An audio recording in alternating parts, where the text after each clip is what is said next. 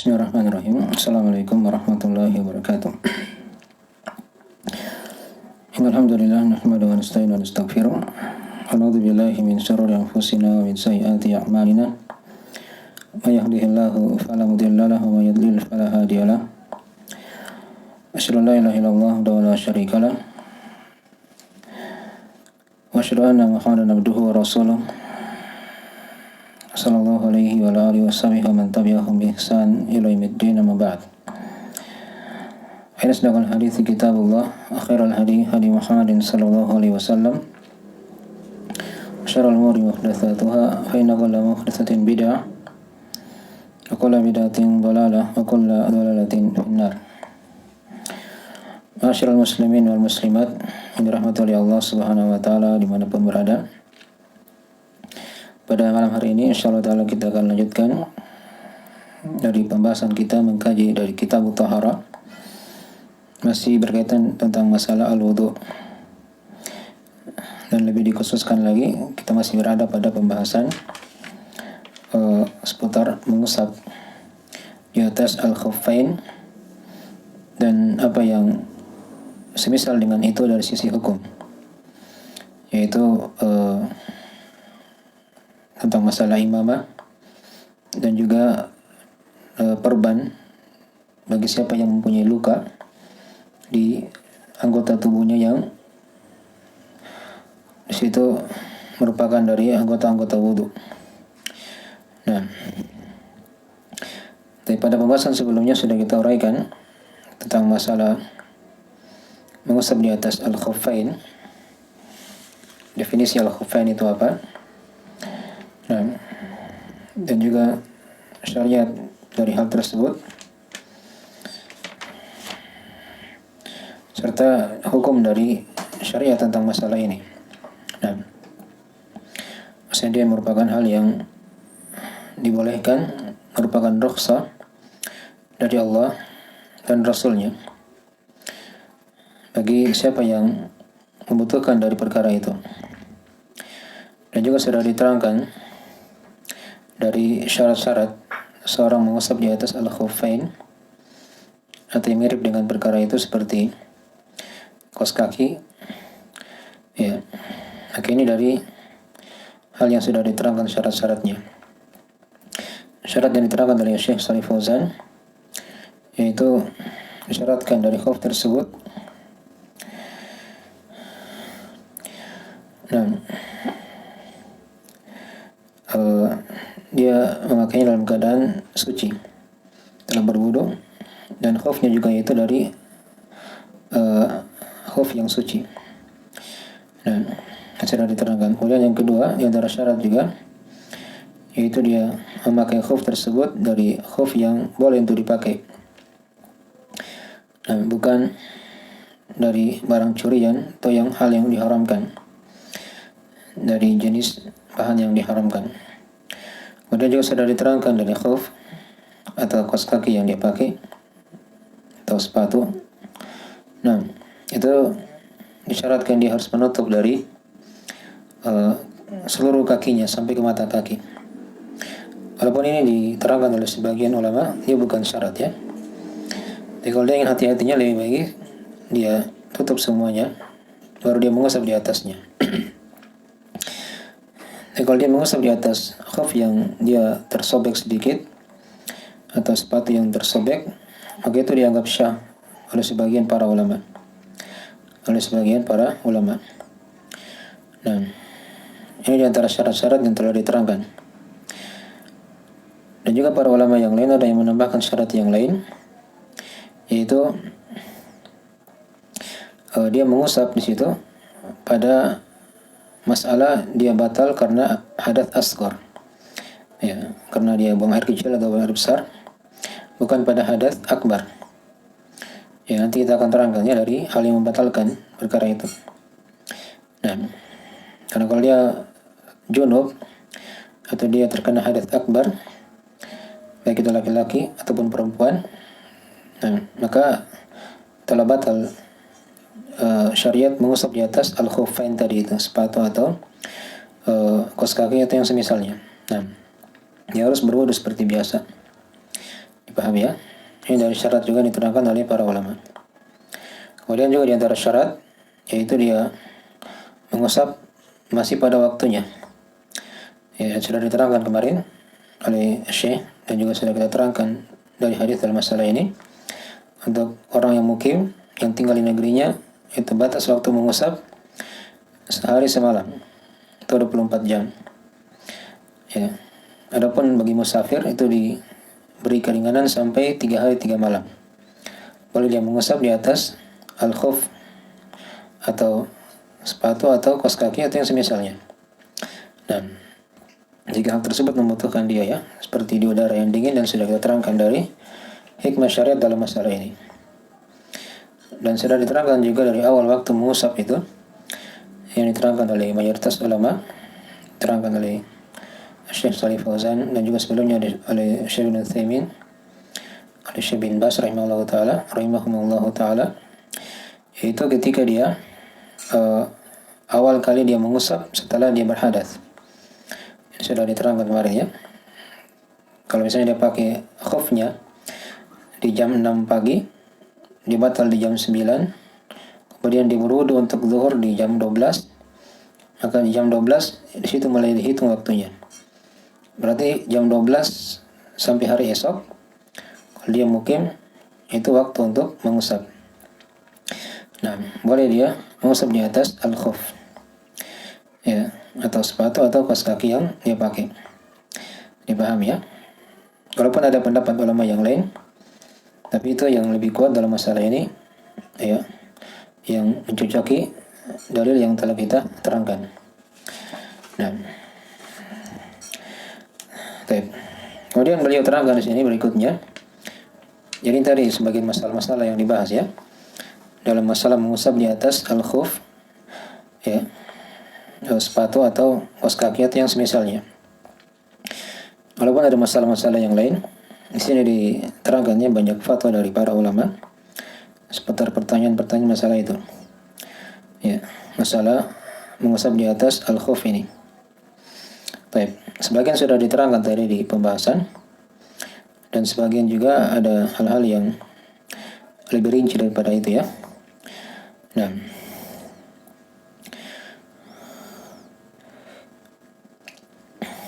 ya, insyaallah kita akan baca sebentar dari pembahasan dari fatwa-fatwa yang dalam masalah ini. Ya, berikutnya kita lihat dari uraian Syekh Shalih Fauzan di sini tentang masalah mengusap di atas imamah, ya, atau yang semisal dengan itu, ya, seputar masalah perban misalnya kalau dia luka, ya, atau ada yang patah pada anggota badannya dan dibalut oleh perban, dia berwudu bagaimana caranya, hanya akan diterangkan oleh Syekh dalam ringkasan fikih yang kita akan baca ini. Baik. Ya, beliau mula-mula menerangkan tentang masalah mengusap di atas imamah. Ya, beliau terangkan di situ ada 2 syarat. Nah, dari mengusap di atas imamah ini. Yang pertama, hendaknya imamah tersebut adalah hal yang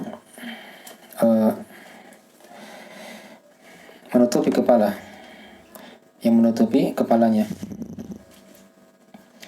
Nah, kemudian syarat yang kedua disyaratkan dari imam tersebut adalah dia adalah yang terlilit, ya, adalah yang terlilit. Jadi kalau imamanya misalnya tidak terlilit, misalnya seperti yang dipakai oleh orang-orang Arab di Saudi ya pada hari-hari ini, maka itu tidak boleh diusap. Kalau yang diletakkan di atas kepala kemudian tidak dililitkan, maka itu tidak diusap. Nah, karena praktek imamah itu yang dipraktekkan oleh Nabi SAW, yang dikatakan imamah, tatkala dia ikat di atas kepalanya, dia kuatkan. Nah, itu kalau dia ingin berwudu, kadang memberatkan dia untuk membukanya kembali dan dia pasang kembali. Nah, maka itu ada hal yang diringankan di situ. Boleh dia mengusap di atas imamah sebagai ganti dari mengusap di atas kepala. Nah, ini kalau dia ingin berwudu ya. Baik.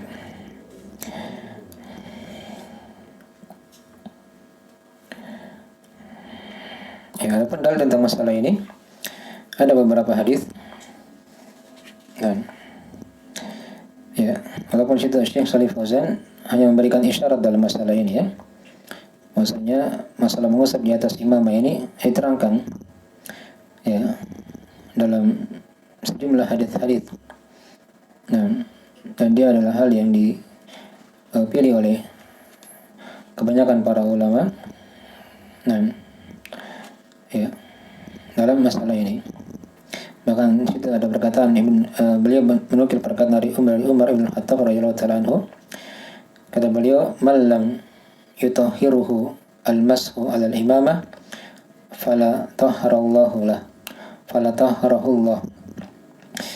Ya, siapa yang tidak mensucikannya ketika dia mengusap di atas imamah, maka Allah tidak akan mensucikan orang itu.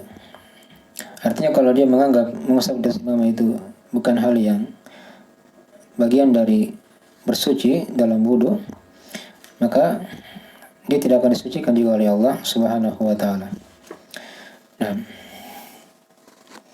dan dalam masalah mengusap di atas imamah ini ada beberapa hadis-hadis yang diterangkan oleh para ulama kita. Ya. Saya bacakan beberapa hadis-hadis dalam masalah ini.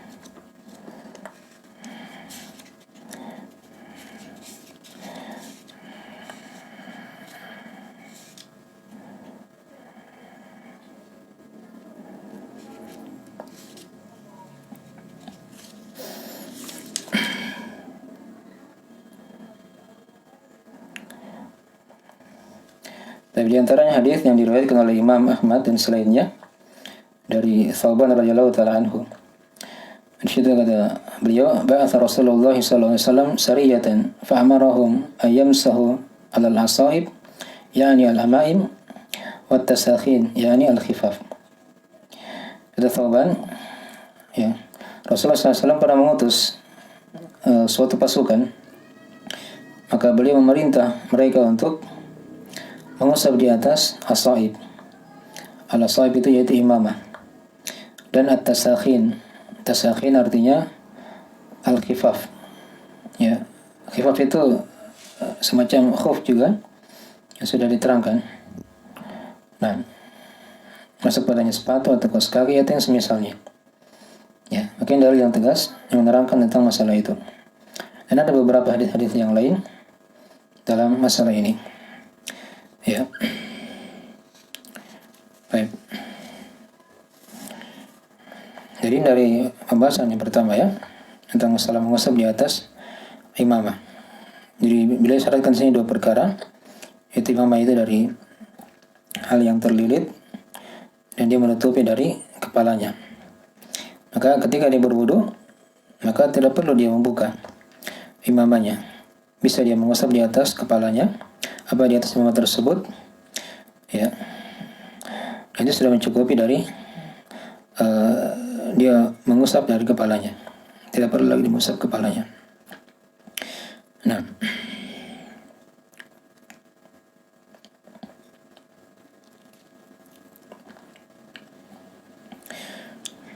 berikutnya beliau terangkan di sini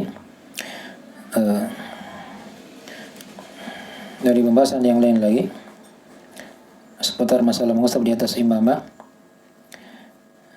Ya. Itu tentang masalah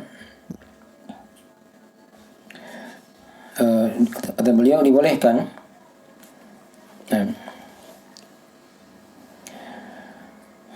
seorang mengusap di atas al-khuffain, di atas imamah dalam masalah taharah ini, tapi dia terkhusus pada hadas asghar saja. Ya. Adapun hadas akbar, asghar itu sudah diterangkannya, dia buang air kecil, buang air besar, atau dia buang angin, itu namanya hadas asghar. Dia batal, dia masih dalam keadaan memakai khuf atau sepatu atau kaos kaki atau imamah, maka boleh dia mengusap di atasnya. Nah, adapun hadas akbar, maka dia tidak diusap. Ya, harus dicuci. Kalau kakinya dicuci. Kalau kepalanya dia harus buka imamahnya. Nah, kemudian dia mandi. Tentunya dia mandi ya. Kalau dia hadas apa? Akbar, seperti junub, atau dia apa mimpi basah, melakukan hubungan suami istri, maka itu dari hal yang dikatakan hadas akbar. Maka dia harus ya bersuci seperti biasa, wudhu, dan tidak cukup wudhu aja, dia harus mandi, dibasahi semua badannya. Nanti akan kita terangkan syarat-syarat pembahasan masalah mandi wajib. Baik. Jadi ini tentang masalah-masalah yang dibahas oleh Syekh Shalih Fauzan tentang masalah imamah. Nah, ya. Kemudian beliau berpindah menyerangkan tentang masalah perban. Ya, apakah dia boleh diusap? Ya, kata beliau diusap juga di atas perban. Yaitu dia modelnya seperti, ada misalnya kalau ada bagian tubuh yang patah, kemudian dia dibalut, ada tulang di situ, ada semacam tongkat atau besi, kemudian dilapisi oleh perban. Nah, maka di situ diusap ketika berwudu. Ya, kalau dia khawatirkan dia dikena air membahayakan, maka dia cukup diusap saja.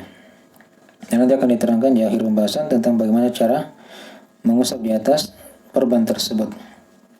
Jadi bagian pula kalau dia luka misalnya, ada yang luka, kalau tadi itu dia patah ya, ada sudah diterangkan. Kalau yang kedua di sini, misalnya dia luka, kemudian dia butuh diperban.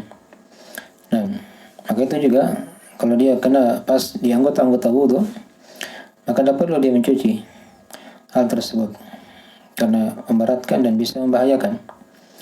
Kalau dikhawatirkan akan semakin lama dia sembuh atau membahayakan, lukanya akan makin parah, maka tidak perlu dia mencucinya. Tapi ketika pas kena ketika tiba di anggota wudhu yang terkena tadi perban, yang diperban, maka dia cukup mengusapnya.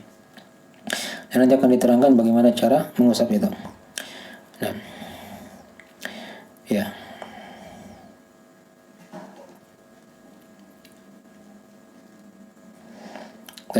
Kemudian juga beliau terangkan di situ juga dari pembahasan yang berkaitan dengan masalah ini. Maksudnya mengusap di atas imamah atau di atas perban tadi itu.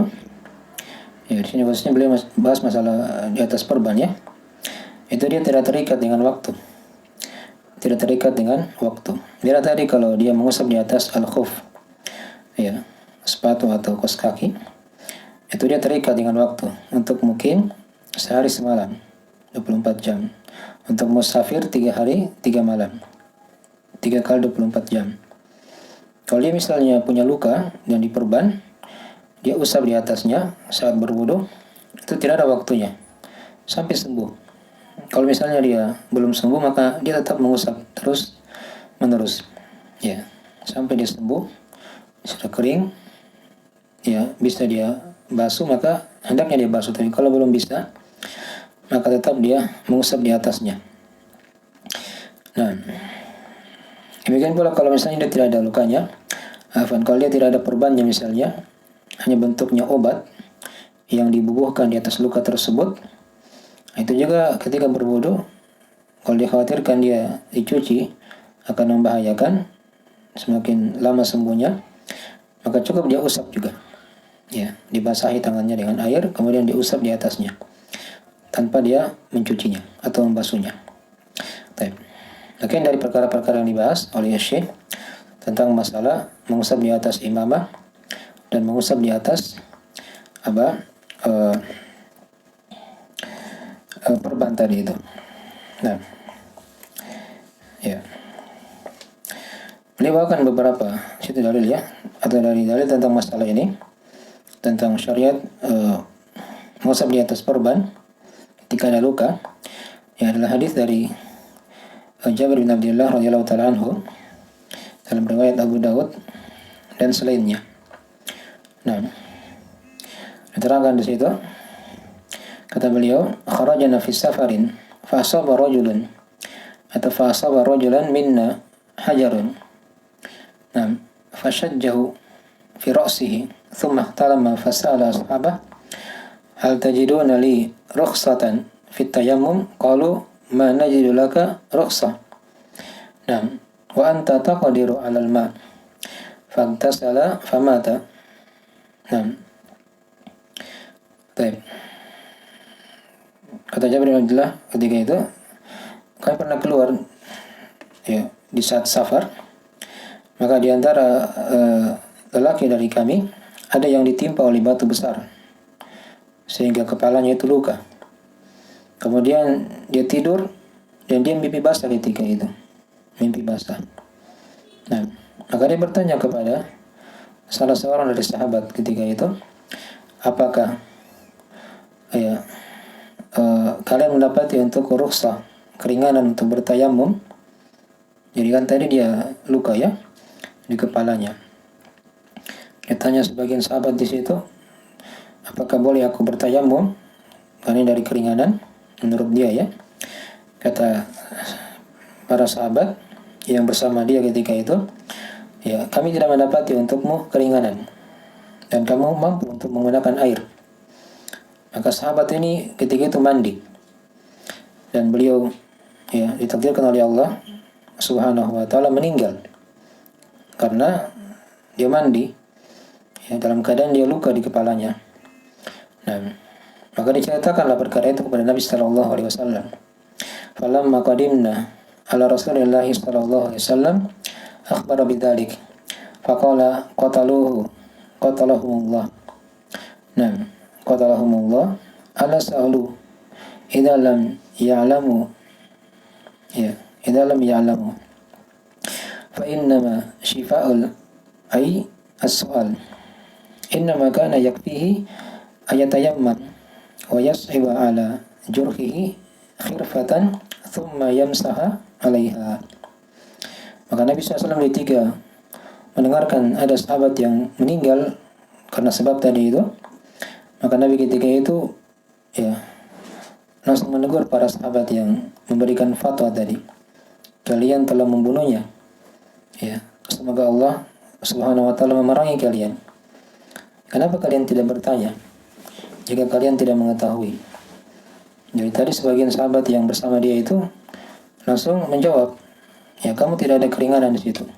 Kamu harus mandi. Maka dia pun mandi. Dan akhirnya Allah takdirkan dia meninggal. Maka kata Nabi SAW, sesungguhnya obat dari kejahilan itu adalah seorang bertanya. Nah, ini hadis ini dia digunakan juga untuk berlaku juga untuk pembahasan agama yang meluas ya. Nah, seorang ketika dia tidak tahu, ya jangan dia berbuat sesuatu yang dalam keadaan dia tidak mengetahui perkara itu. Tapi dia tanyakan kepada orang yang berilmu. Ya. Dan sudah terjadi di masa Nabi SAW. Ada yang ditanya, kemudian dia beri fatwa sehingga dia bunuh sahabatnya sendiri. Nah, maka Nabi ketika itu sangatlah marah mendengarkan perkara itu. Ya. Maka Nabi SAW menerangkan ketika itu, innama kana yakfihi ayatayammam wa yas'iba ala jurhihi khirfatan thumma yamsah 'alaiha. Sesungguhnya cukup untuknya dia bertayamum saja. Nah, kemudian dia dia tempatkan pada luka tadi itu ada kain. Kalau kita mungkin di masa sekarang seperti perban. Kemudian dia usap di atasnya. Dia usap di atasnya. Nah, mungkin dari keringanan dalam agama kita yang harusnya diperhatikan ya. Nah, kalau dia tidak mampu untuk mandi, maka dia bertayamum. Itu merupakan pengganti dari hadas. Dan kita akan terangkan insyaallah ta'ala nanti pembahasan masalah tayamum pada babnya nanti. Baik.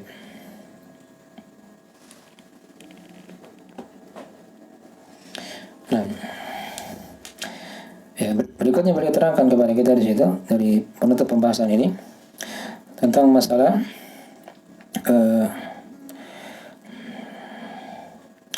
tempat untuk mengusap di atas pembalut atau balutan tadi itu, kayak perban atau hal yang ditutupi dari luka.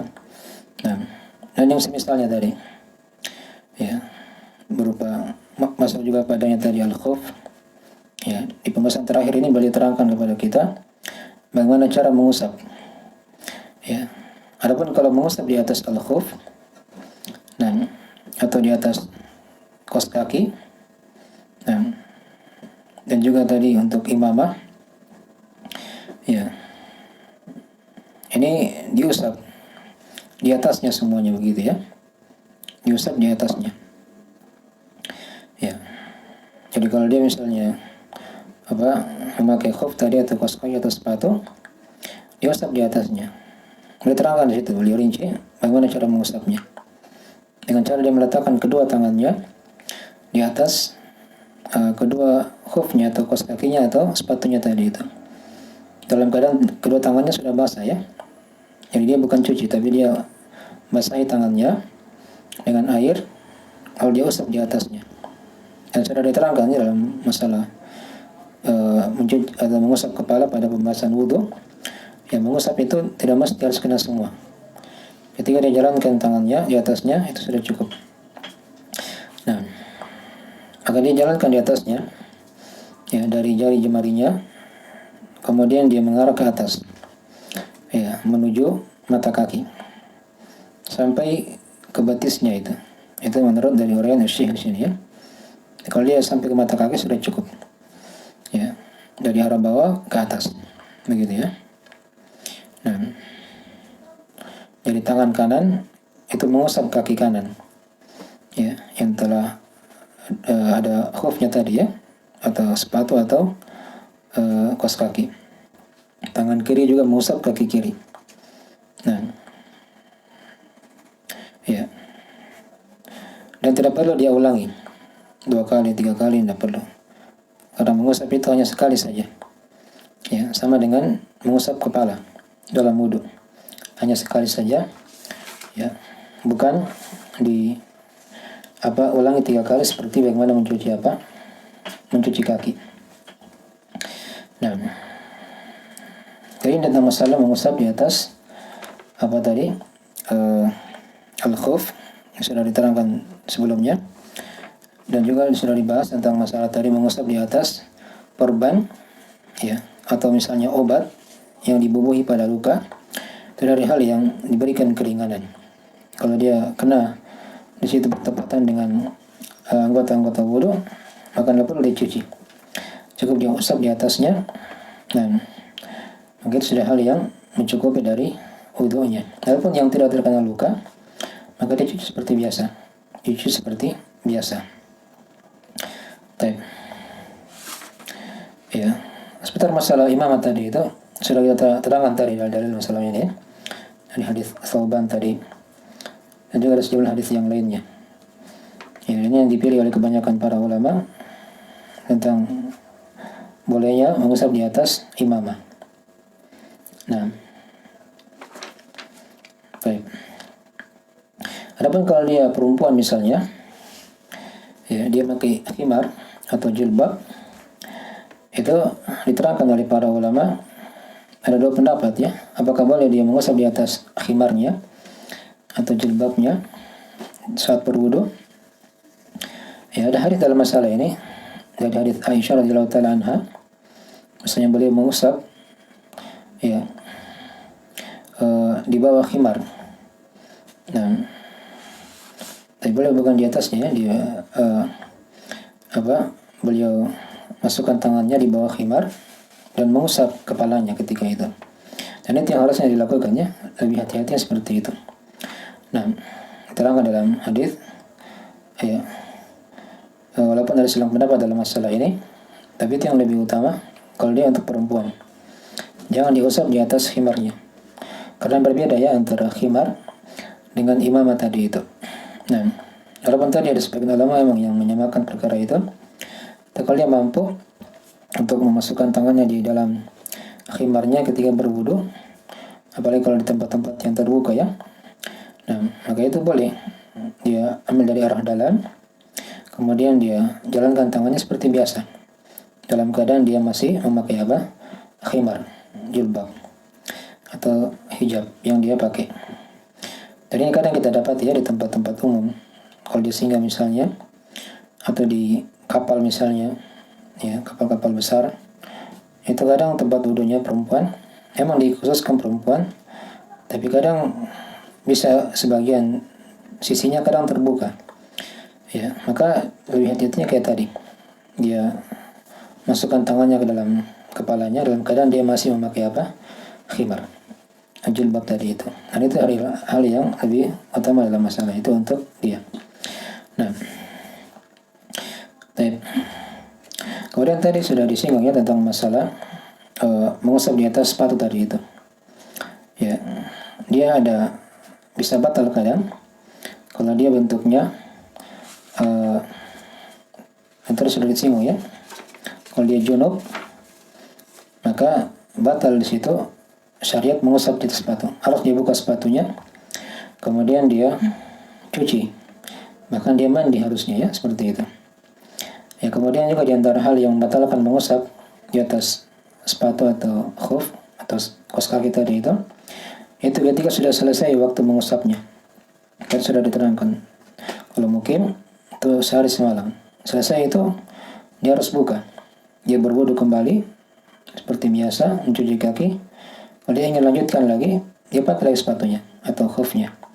Dalam keadaan sudah berwudu suci, dan maka dihitung lagi kalau dia ingin mengusap yang sudah diterangkan. Dan kalau sudah selesai 3 hari 3 malam juga untuk musafir, maka dia harus buka kembali dan dia berwudu seperti biasa. Nah, kemudian yang ketiga di antara hal yang membatalkan juga dari mengusap tadi itu, yaitu ketika dia setelah dia buka tadi khufnya misalnya di sela-sela waktu mengusap tadi yang dibolehkan dia 24 jam, di sela-sela itu dia buka misalnya, itu tidak ada masalah. Kalau dia buka, dia pasang kembali sepanjang dia tidak berhadas. Ya, dia tidak buang angin atau buang air kecil atau buang besar. Ketika dia buka dari khufnya tadi itu. Dan kalau misalnya dia buka dalam keadaan sudah tidak pakai khuf, kemudian dia batal di situ wudunya, dia buang angin atau dia buang air kecil atau buang air besar, maka di situ telah batal mengusapnya. Ya, dia harus berwudu kembali seperti biasa. Kemudian dia kalau dia ingin memakai dari khufnya, maka diulang dari awal. Dia pakai dalam keadaan suci dan sudah diterangkan syarat-syaratnya. Tapi ini di antara hal-hal ya yang perlu diperhatikan. Nah, ya. Dari tadi saya ulangi ada 3 hal yang membatalkan dari mengusap di atas al-khuf ini. Nah, yang pertama tadi dia junub. Yang kedua, telah habis waktu mengusapnya. Dan yang ketiga, telah dia buka, dalam keadaan dia buka itu dia berhadas kecil. Dia pakai kembali tidak boleh. Dia harus berwudu seperti biasa. Ya, mencuci kaki kemudian dia pakai lagi kalau dia ingin dipakai. Baik. Akhirnya dari hal-hal yang diterangkan ya. Nah, adapun tadi masalah junub itu diterangkan dalam hadis diterangkan dalam hadis Umar, ya, dan juga dalam hadis Anas secara marfu. Baik, Anas bin Malik dari riwayat Ad-Darqutni, Al-Hakim dan selainnya. Nah, baik, kata Nabi sallallahu alaihi wasallam atau kata Anas bin Malik, "Idza tawada ahadukum wa laysa wa labisa khuffaihi falyamsa 'alaihima." Nam, wal yusalli fihima wala yakhla'huma in sya'a illa minal janabah. Nah, kata Anas, dan hadis ini adalah hadis yang marfu ya, sama dengan Nabi SAW yang mengucapkannya. Kata beliau, jika salah seorang di antara kalian berwudu, kemudian dia memakai 2 khuf, maka hendaknya dia mengusap di atas keduanya dan dia salat padanya. Ya, tidak ada masalah kalau dia salat di masjid ya, dengan menggunakan kaos kaki atau khuf ya, atau sepatu. Hanya kalau dia di masyarakat itu dari hal yang dihindari harusnya ya. Nah, kalau di masjidnya misalnya di situ paham semua sunnah, maka tidak ada masalah, diterapkan sunnah itu. Nah, dia salat dengan menggunakan 2 khufnya tadi itu. Ya, dan jangan dia membukanya kalau dia kehendaki. Ya, kecuali kalau dia junub. Jadi kalau dia junub. Jadi kalau dia junub, maka dia harus buka. Dan dia harus mandi wajib. Seperti hal yang telah kita maklumi. Walaupun nanti akan datang pembahasannya seputar masalah mandi wajib. Ya.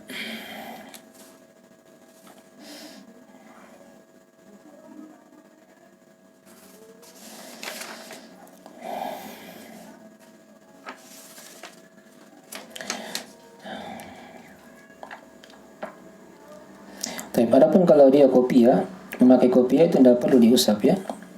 Tidak boleh diusap karena dia beda dengan imamah. Jadi jangan ada yang berpendapat dia mirip dengan imamah maka dia diusap. Kalau dia pakai kopiah saja, dibuka kopiahnya ketika berwudu. Yang diusap di atas kepalanya. Tidak ada hal yang dikhawatirkan oleh kebanyakan para ulama dalam masalah ini. Ya. Nah, ini seputar masalah-masalah yang dibahas oleh para ulama yang berkaitan dengan masalah mengusap di atas imamah dan mengusap di atas balutan tadi ya. Ya, balutan apakah berupa perban atau yang semisalnya. Ya. Kita baca sebagian fatwa dari para ulama dalam masalah ini berhubungan dengan masalah-masalah yang telah kita bahas tadi itu. Ya.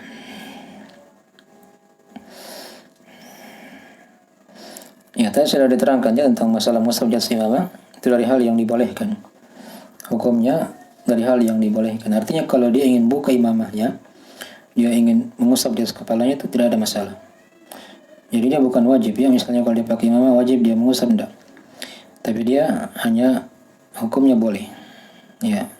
Boleh dia mengusap karena kadang pada sebagian imamah itu berat untuk dibuka. Nah, ini yang difatwakan oleh dari Syekh bin Utsaimin dan setelahnya. Ya. Nah, tadi sudah diterangkan cara mengusap di atas imamah ini. Ya. Saya lupa tadi terangkannya rincinya. Yang diterangkan oleh Syekh bin Utsaimin rahimahullah taala itu dia kiaskan dengan mengusap di atas kepala. Jadi mulai dari awal tumbuhnya rambutnya, kemudian dia bawa ke belakang kedua tangannya, dikembalikan lagi, kemudian diusap telinganya. Mirip ya dengan mengusap kepala. Dan telinga diusap juga. Setelah diusap imamahnya, diusap juga telinganya. Ya, karena tadi imamah itu bagian dari sebagai ganti dari mengusap kepala. Nah, maka jangan dilupakan telinganya. Nanti tidak syah wudunya nanti kalau dia tidak mengusap telinganya. Baik.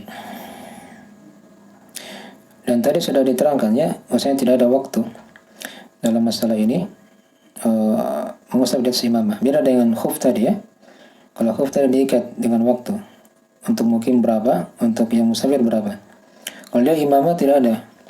Sepanjang dia masih pakai imamahnya, boleh dia mengusap di atasnya. Nah, ya, ini tentang masalah mengusap di atas imamah tadi.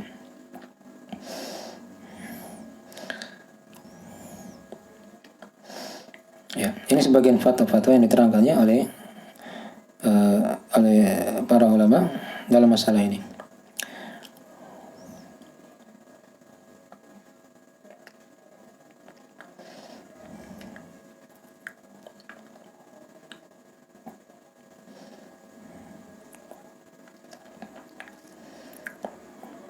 Ya, tadi kita lihat juga dari tentang masalah tadi mengusap di atas perban atau yang semisalnya itu merupakan hajat keperluan darurat.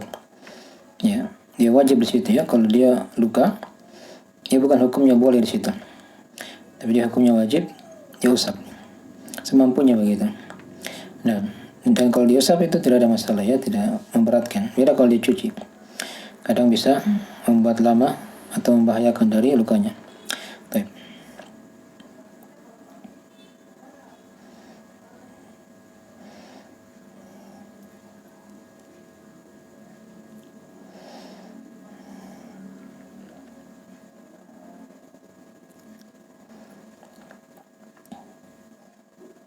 Dan kalau misalnya sini ada juga yang bertanya tentang masalah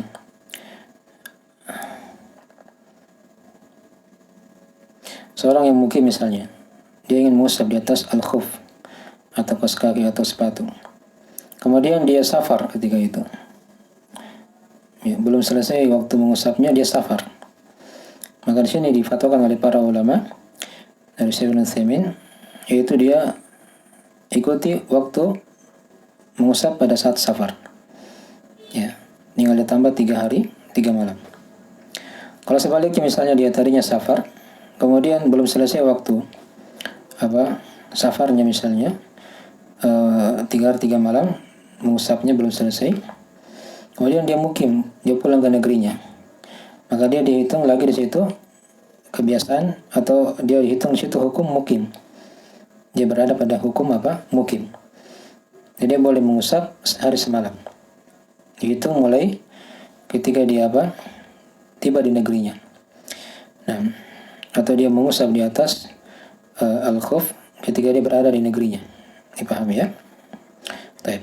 Itu masalah-masalah dibahas ya dalam masalah ini.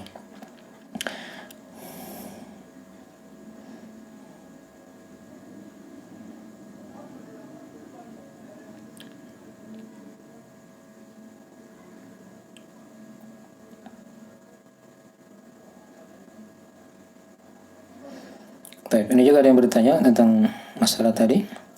Ditanya oleh mereka bertanya kepada, ada yang bertanya kepada Syekh Ibnu Utsaimin tentang masalah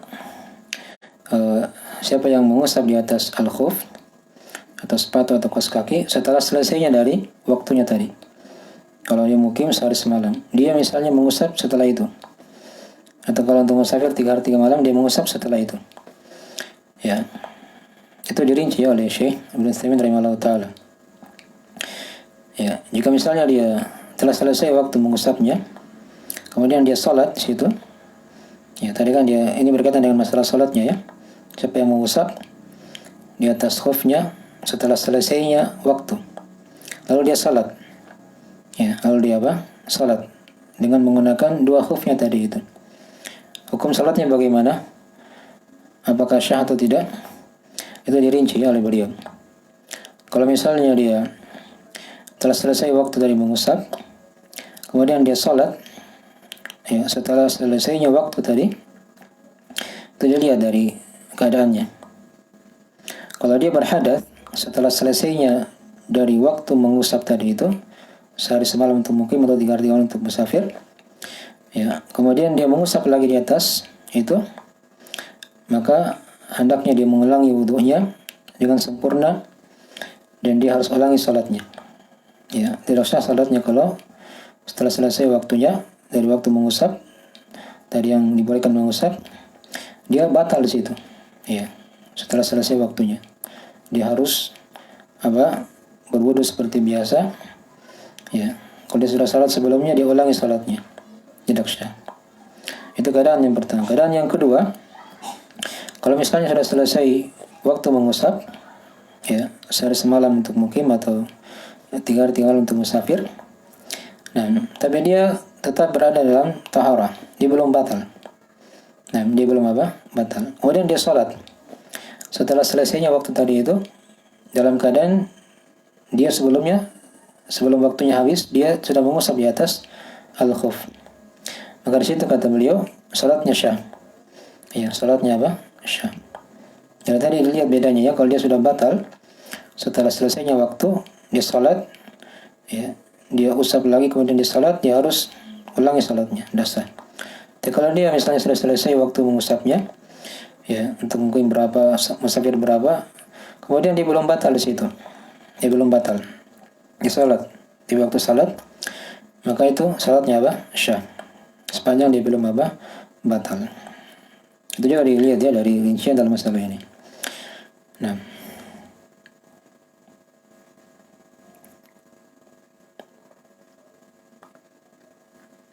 baik.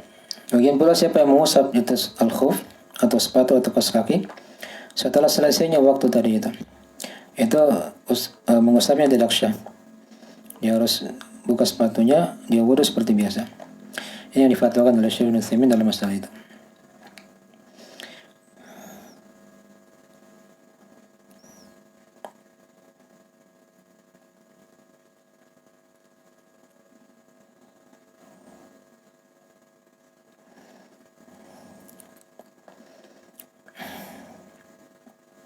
Tapi sini juga ada yang bertanya, kalau misalnya dia sudah berwudu ya, dicuci kakinya. Ini awal-awal ya. Setelah cuci kaki kanannya, kemudian dia pakai khufnya. Sebelum dia cuci kaki kirinya misalnya, ya, dia pakai dulu khufnya yang kanan. Ya, kalau dia pakai khuf atau sepatu atau kaos kaki, sebelum dia cuci kaki kirinya, ya, Maka ini bagaimana ya hukumnya? Nah, yang lebih hati-hati dalam masalah ini hendaknya dia dicuci dulu semua dua-duanya, kanan kiri kakinya dalam berwudu. Setelah itu baru dia pakai khufnya. Ya, adapun tadi ada silang pendapat dalam masalah itu, tapi yang lebih hati-hatinya kayak tadi yang sudah diterangkan sebelum juga. Itu dia cuci dulu kanan kiri ketika berwudu. Setelah kering misalnya, atau terserah dia, setelah masih suci, maka dia masukkan kedua khufnya tadi itu. Nah, atau kaos kaki atau apa yang dia pakai, yang semisal daripada itu.